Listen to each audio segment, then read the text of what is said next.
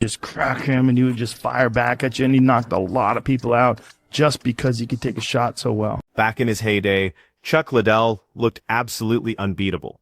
But that reputation came at a brutal price. The Iceman built his whole fighting identity around taking massive shots and counting on his granite chin to never crack. He shouldn't be fighting. He shouldn't be fighting. At 50, he clearly can't take a punch anymore. When people finally started pleading with him to hang up the gloves, you could already see the toll written across his face. Somebody was picking on you, bullying you, maybe even hitting you, and you stood there with your hands by your side, your fist balled up, your hands by your side, and the daycare teacher was like, "Why are you not fighting back?" Well, my mom told me I wasn't allowed to fight. I wasn't allowed to hit anybody, so, I wouldn't do it. I mean, as my mom said I can't, so I guess I'll just sit here and take it. But and it happened a few times, and he finally called my mom and talked to her and said, "You got to let him defend himself. We can't be there every time something's happening." And he's just letting him. And I was like, okay, So she took me to my grandfather and had him teach me some straight punches, and started throwing punches. And as far as defending myself, the rest is history. So nobody was really surprised when word got out that Chuck might be battling traumatic brain injuries. It felt like the inevitable conclusion to a career where his own fighting approach made this outcome almost certain. Here's how one of MMA's most terrifying knockout artists went way beyond his breaking point and is still paying the consequences today. The legend of the Iceman begins here. Charles David Liddell came into this world December 17, 1969, in Santa Barbara, California. Growing up with just his mom and grandparents raising him, his grandfather became his first boxing teacher when Chuck was just a kid. It was Koi-Kon Karate Do was my first style. I was black belt. I won our nationals for our style. When Chuck turned 12, he dove into Koi-Kon karate training. He loved this martial art so much that years later, he'd get Koi-Kon permanently inked on his scalp as respect for where it all started. People probably don't have any idea that you have a business degree. I wanted to get a PE degree, but my grandma didn't believe that was a real major. So I had to pick a major when I was a freshman. I picked accounting. I was good at it. Outside of organized sports, however, he developed a reputation for toughness in a different way. Liddell often found himself involved in street fights where his size, strength, and early martial arts training set him apart from his peers. I used to even say in high school, I used to say, man, it sucks. Well, the thing I'm really good at, I can't make money doing. And I was talking about street fighting. I was going to Cal Poly at the time. I was like 19, I think. One of the resident wrestling practices goes to me, by any chance, did you jump off a car and kick a guy in the head? Yeah. How do you know? Did you lose any fights in high school? Was there anybody you fought that somebody caught you, or did you ever none? So you don't remember ever? Chuck's natural athletic gifts earned him a spot at California Polytechnic State University, wrestling at the Division I level. By 1995, he walked away with his business accounting degree. His grandmother had actually steered him away from physical education because she thought it wasn't a serious degree. I got called into an old karate school. And they called me in because they had a black belt coming in to spar. I came in and it was John. So I get there and the guy goes, "Oh yeah, well, I can't really fight you, so you're going to go with one of my students." There it was Chuck, and I was like, okay, all right, I'm going to go. I gave my card before I left and just said, if you ever really want to learn, the sport part of it or whatever, and give me a call. So I called him up and I practiced and I'm like, hey, he's like, yeah, come on up, let's go, let's train. Chuck dominated the amateur kickboxing scene with an incredible 20-2 record, scoring 16 knockouts along the way. He claimed 2 national amateur kickboxing titles during this run. This period also introduced him to John Hackelman, an experienced kickboxer running the Pit Gym in San Luis Obispo. How did you get your nickname? My trainer, John Hackelman, gave it to me. I think it was like my 3rd or 4th kickboxing fight. He came looking for me, couldn't find me. He finally found me, I was sleeping. He's like, "You don't get nervous before every fight?" No. They started calling me the Iceman because I don't get nervous before fights. He was the Iceman. I've never seen him lose his cool. Despite his success, the sport offered little financial security at the time, and he often struggled to make ends meet. I was having a lot of fun, but I wasn't making any money. And the UFC had come along during that time, but no one knew how to get into it. During this period, he even considered leaving combat sports altogether to find a steady job that could support him long term. So I was close to going back and getting a real job. I graduated in accounting right around 97. Hackelman transformed Chuck's career completely. He took Chuck's natural knockout power and molded it into the relentless striking system that would eventually make him a UFC legend. Hackelman also coined Chuck's legendary nickname during this time. When did you meet Dana White? When did that connection happen? Dana was actually managing, I think, Tito. And Wayne Harriman, who's friends with Tito and Dana, was a friend of mine and would see me train with Tito. And he actually told Dana, you might want to sign this guy. He might be better than Tito. So Dana signed me then. He's my manager. So he's managing me and Tito. Simultaneously? Yeah. Well, before the UFC, I managed both Chuck and Tito. So, I did have a relationship with both guys. It was awesome. I traveled around for a long time trying to promote the sport. I did a lot of things trying to just get the sport out there. Chuck stepped into professional mixed martial arts at UFC 17 in Mobile, Alabama, back in 19. His first opponent, Noe Hernandez, went the distance, but Chuck took the unanimous decision victory. Before reaching the biggest stage in fighting, Chuck formed a crucial partnership with Dana White, who was managing fighters at that time. I'm telling you, when Chuck Liddell was in his prime, he was one of the most terrifying fucking human beings that's ever walked the face of the earth. Chuck hit his first major roadblock early in his UFC journey. At UFC 19 in 1999, Jeremy Horn caught him in an arm triangle choke for a technical submission victory. This would end up being the only time anyone ever submitted Chuck in his entire career, but he bounced back hard with a string of crushing wins. From 2000 through 2002, he demolished big names like Paul Jones, Kevin Randleman, Murilo Bustamante, and Vitor Belfort. Then on May 27, 2001, he made history by traveling to Japan and knocking out Guy Mezger in round 2 at Pride Fort. Chuck became the very first UFC fighter to step into that Japanese organization. It was in Tito's head big time because every time they trained together, Tito would get beat up. I'm talking drop him on the ground and Tito refusing to get back up. Chuck would want to hook up and spar and whatever, and Tito would never want to spar. When we trained together, I took him down way more than he took me down. No way. But that's why he didn't want to fight me, because he couldn't out wrestle me. And then when we're striking, I used to drop him with body shots, and he never dropped me. He never dropped you? No, never. Absolutely, positively would not fight Chuck because he knew he couldn't beat Chuck. There was just one problem, though. The current champion Tito Ortiz flat out refused to fight him. They trained together, and Ortiz knew exactly how dangerous Chuck was in there. The other event got fucking huge, and then Chuck Liddell came out to the scene. And when Chuck Liddell was the champion, Chuck Liddell was so fucking terrifying. Yeah. He was this do or die berserker. He would just come at you, just swinging bombs, take one on the chin, knock dudes out. His fights were wild. He didn't give a shit. He was the real reason why the UFC became uber popular, because you would watch The Ultimate Fighter, and it was a wild fight, a great fight, but then you need a destroyer. Right. You need a destroyer, and that destroyer was Chuck Liddell. And Okay. for the run where he was at the top, where Chuck Liddell was just murking people. So he was kind of like the Mike. The UFC decided to create an interim light heavyweight belt and put Chuck against Randy Couture at UFC 43, 2003. Couture figured out Chuck's game perfectly, using straight punches and clinch work to shut down Chuck's signature looping hooks. Randy got the takedowns he needed and finished Chuck by TKO. Later that same year, Chuck entered Pride's 2003 middleweight Grand Prix. He blasted through Alistair Overeem in the first round, but ran into Quinton Rampage Jackson in the semifinals, who stopped him via second-round TKO. When Ortiz finally worked out his contract issues with the UFC, he ended up losing to Randy Couture. That opened the door for the Chuck versus Ortiz showdown at UFC 47 in April 2. Chuck made good on all the hype surrounding this fight. He knocked Ortiz unconscious in round 2. Early 2005 saw Chuck selected as a coach for the very first season of The Ultimate Fighter opposite Randy Couture. The show became a massive hit for the company. Then came April 16, 2005 at UFC 52, when Chuck knocked out Couture in the opening round to capture the UFC Light Heavyweight Championship. This completely elevated the sport. His fights when he knocked out Tito Ortiz, like, oh my God, he was a monster. Right. He was a monster. I knew Chuck Liddell was going to win those fights. I knew he was. He had Tito's number. Tito couldn't deal with Chuck's style, his power, his wrestling. Tito couldn't take Chuck down, and Chuck was 1,000,000% in Tito's head. It was Liddell's fourth consecutive title defense, and it emphatically reaffirmed his dominance over his rival. By the end of Like Jordan did for basketball, Chuck basically launched the sport into the mainstream. Between 2005 and 2007, Chuck successfully defended his championship 4 separate times.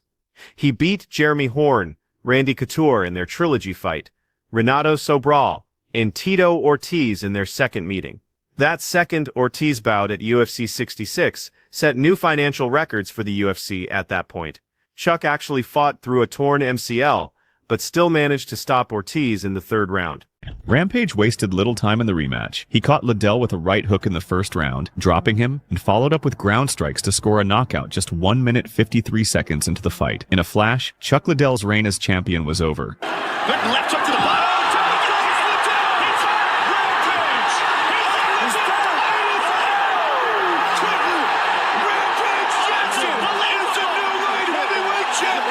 It was a stunning defeat, the first knockout loss of Liddell's UFC career, and it marked a turning point. Chuck, you've been the most dominant light heavyweight champion in the history of the UFC. By 2006, Chuck Liddell had basically run through every top challenger in the division. He was the undisputed face of the entire UFC organization. That mohawk, those skull tattoos, and his post-knockout celebrations became absolutely legendary. He put together 7 straight knockout victories, which stood as a UFC record. Then everything changed. Every legendary champion eventually runs into someone who can beat them.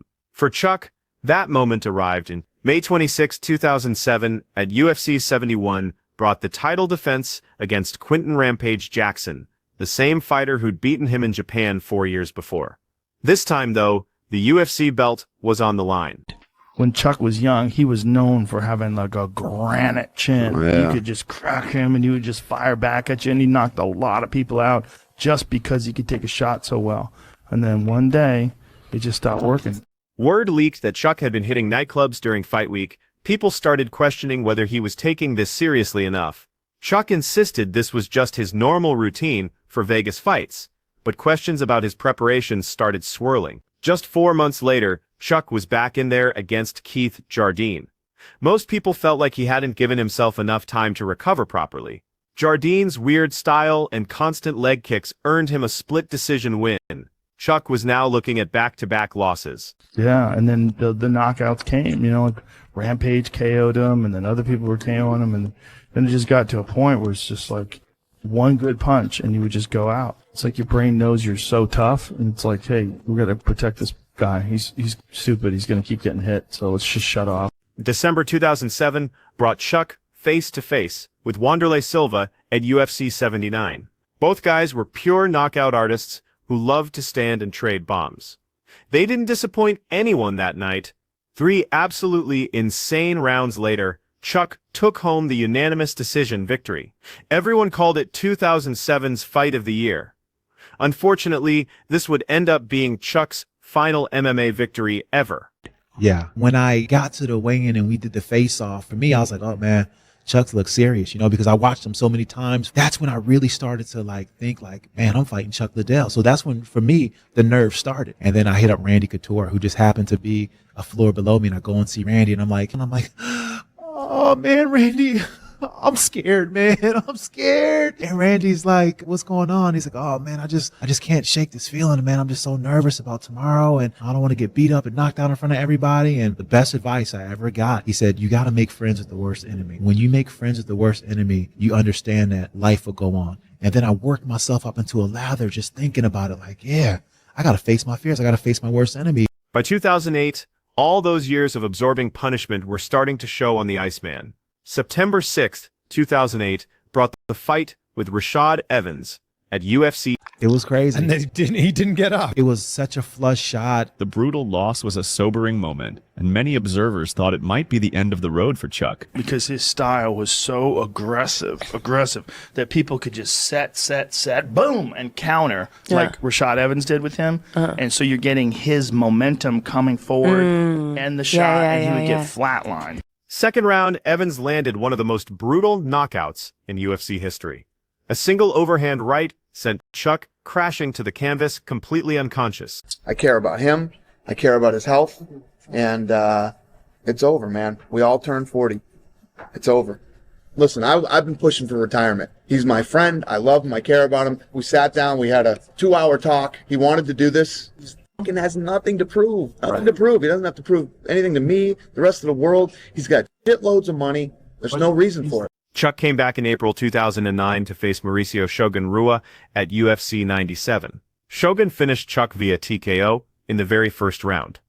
After watching this beating, UFC president Dana White started publicly wondering if it was time for Chuck to call it quits. Chuck told me before the season started, when I asked him to do it, he said, I guarantee you, Tito will not fight me. We'll do this show and he'll pull out of the fight, I guarantee it. And that's why when Tito pulled out, I was like, holy shit, Chuck was right. And, I had to go tell Chuck that Tito pulled out. Tito pulled out of the fight. That fucking pussy.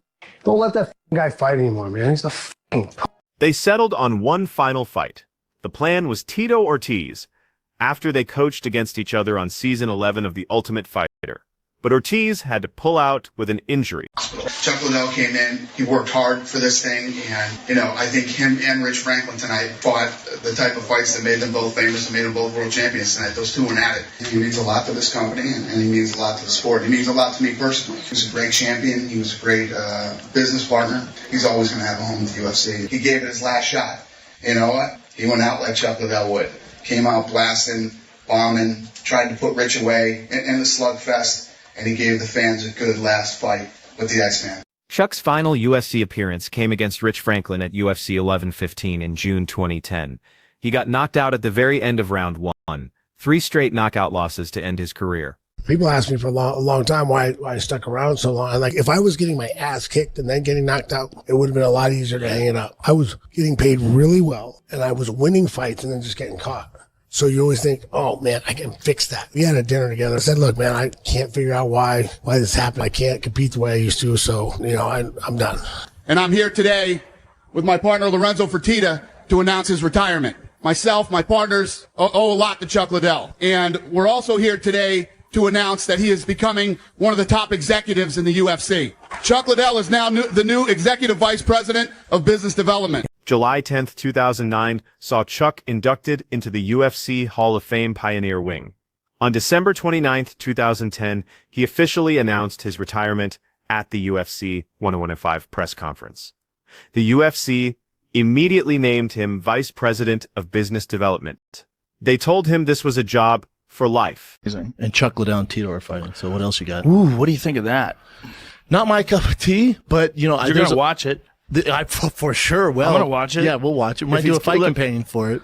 There's some people say it shouldn't happen, right? Oh, no. I don't think it shouldn't happen. I look at it more like I think if Chuck Liddell was still employee of the UFC getting paid $400,000 just to chill or whatever he was doing for the UFC, he would not be fighting. I think it's more of a money play, which bums me out. Because I think Chuck Liddell and Tito Ortiz, what they did for the sport, should be compensated for the rest of their lives. It bums me out they have to fight to make money. That bums me out. 2016 changed everything when the UFC sold to new ownership for $4 billion. The entire company got restructured from top to bottom. Chuck Liddell and fellow Hall of Famer Matt Hughes both got cut from their executive roles. So much for that lifetime position promise. Can't be fighting. He shouldn't be fighting. At 50, he clearly can't take a punch anymore. 2018 rolled around and 48-year-old Chuck announced he was making a comeback.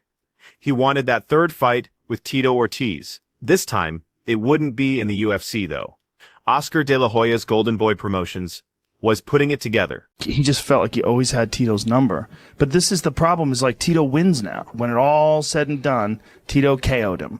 And he KO'd him more soundly than Chuck ever KO'd Tito. Yeah. Tito put Chuck out. He put him out. You're dealing with a guy whose brains are, it's just, he's been scrambled too many times. He didn't immediately make a retirement speech in the cage, but the consensus in the MMA community was that this would be the end. And in March 2020, Chuck Liddell confirmed he had retired from MMA competition again, this time for good.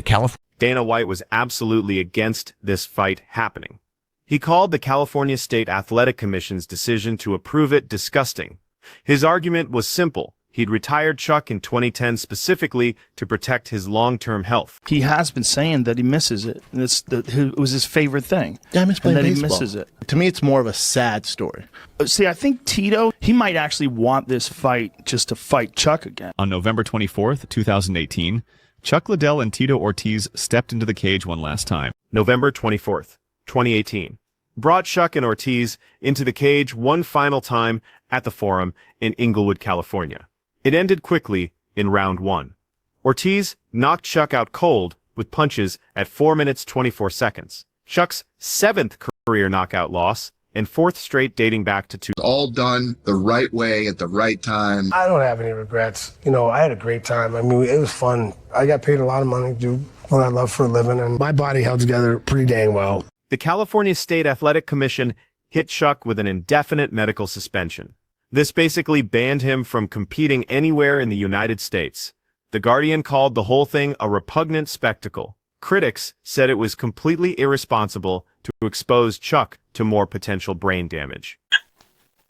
The real question is whether his body held up as well as he thinks it did, and more importantly, whether his brain did too. That wraps up this deep dive into Chuck Liddell's story. If you want more content like this, check out the other videos we've got lined up for you. March 2020 finally brought Chuck's permanent retirement announcement from MMA competition. But the real consequences were just beginning. The damage from Chuck Liddell's fighting career didn't magically disappear when he stopped competing. All those years of brutal exchanges were about to catch up with him in retirement. October 11th, 2021 brought Los Angeles County Sheriff's deputies to Chuck's Hidden Hills home, responding to a domestic disturbance call. A verbal argument between Chuck and his wife Heidi Northcott had turned physical with pushing involved. Their daughter saw the whole thing, but couldn't tell who started it. Chuck had a small red mark on his cheek and another mark near his chest. Heidi didn't show any visible injury. Chuck got arrested on misdemeanor domestic battery charges. They booked him at the Malibu Lost Hills Sheriff's Station and released him on $20,000 bail. Just hours after getting out, Chuck posted on Instagram, "I was the victim of the incident last night at our family home. As details of the case will reveal, deputies informed me that my wife would be arrested, as I did not respond to her assault while I sustained bruising and lacerations. I volunteered to go in her place. This was one of many times I have tried to shield a family mental health issue from public eye out of love and loyalty to her. But now it's apparent that is impossible. It's time for this relationship to end." October 18th saw the Los Angeles County District Attorney's Office drop all charges against both parties. They said there wasn't enough evidence to move forward. The case got labeled as a cross-complaint since both people were accusing the other of being the aggressor. Just 4 days after this incident, Chuck filed for divorce. They'd been together since around 2009 and had 2 kids together. This legal battle dragged on for almost 4 years. September 2022 brought disturbing revelations when court documents from the custody evaluation became public. Heidi Northcott was making serious allegations about Chuck's mental state. She claimed Chuck was showing clear signs of chronic traumatic encephalopathy, which is that degenerative brain condition linked to repeated head trauma. According to court filings that The Blast reported on, he's been knocked out many times and has CTE. He can't remember stuff and gets stuck on speech. He's going to have dementia or Alzheimer's. He has terrible sleep apnea. Northcott made even more concerning mental health claims. She described depression, paranoia, impulsive behavior, and Chuck using drugs and alcohol to escape reality. She said his behavior was getting more unpredictable and violent over time. You can't actually diagnose CTE without examining the brain after death. But Chuck's fighting career gave plenty of reasons to worry. 7 knockout losses throughout his career. 4 of them back-to-back in his final 5 fights. His aggressive brawling style meant eating heavy shots to land his own. Plus, all those years of hard sparring sessions, adding to the damage. Concerns about Chuck's brain health actually started way before these 2022 allegations. As far back as 2012, reporters were noticing slurred speech and him searching for words during interviews. A 2007 TV appearance on Good Morning Texas showed him looking drowsy, slurring words, and actually nodding off during the interview. The Nevada State Athletic Commission made him take a drug test before they'd approve his next fight. He passed it clean. Years later, Chuck explained he'd been sick, partied the night before, and taken a big dose of Ambien. The effects lasted way longer than expected. He couldn't even remember traveling from Texas to California. The custody evaluation recommended Chuck and his ex-wife share joint custody of their children. The court ordered random drug testing for both parents. The divorce finally wrapped up in April. The terms included joint legal and physical custody. Chuck agreed to pay $5,000 monthly child support, fund a $700,000 education account, and cover medical expenses, plus extracurriculars. Heidi got a one-time spousal support payment of $771,000. Chuck's attorney Juliana Loyola said, after quashing numerous false allegations against Chuck, the parties reached a divorce settlement outside of court. Chuck is a great father. He has always and will continue to put his children first.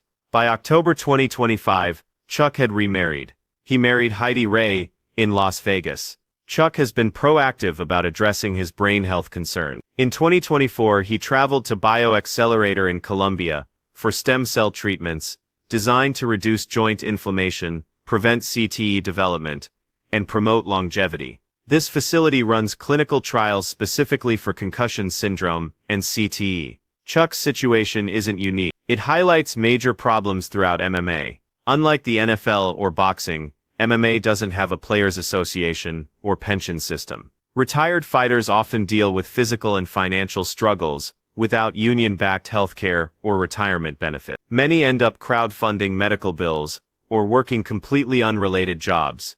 The Guardian pointed out how former fighters suffer without adequate protection against exploitative comeback attempts, driven purely by financial desperation. Chuck also got hit by fraud in a 2007 real estate scam. He invested in properties with developer Kelly Gerhardt, who later pled guilty to wire fraud and money laundering charges. The escrow officer improperly released Chuck's money and allegedly forged signatures. Chuck never actually got the properties he paid for. 2015 brought Chuck nearly $2 million in damages from this case. Despite all these challenges, Chuck's legacy as a pioneer remains solid. He stays active through podcasts, promotional events, and UFC appearances. In 2025 interviews, he praised modern fighters like Alex Pereira as real fighters. His story works as both inspiration and cautionary tale. Chuck helped transform MMA from underground spectacle into global entertainment. He brought millions of fans to events and inspired countless future fighters. But that aggressive, chin-first fighting style carried serious long-term consequences. As of 2026 at 56 years old, Chuck continues dealing with health challenges. His ex-wife's CTE allegations haven't been medically confirmed, but they match patterns we see in other combat sports athletes. Memory problems, speech issues, sleep apnea, mood swings,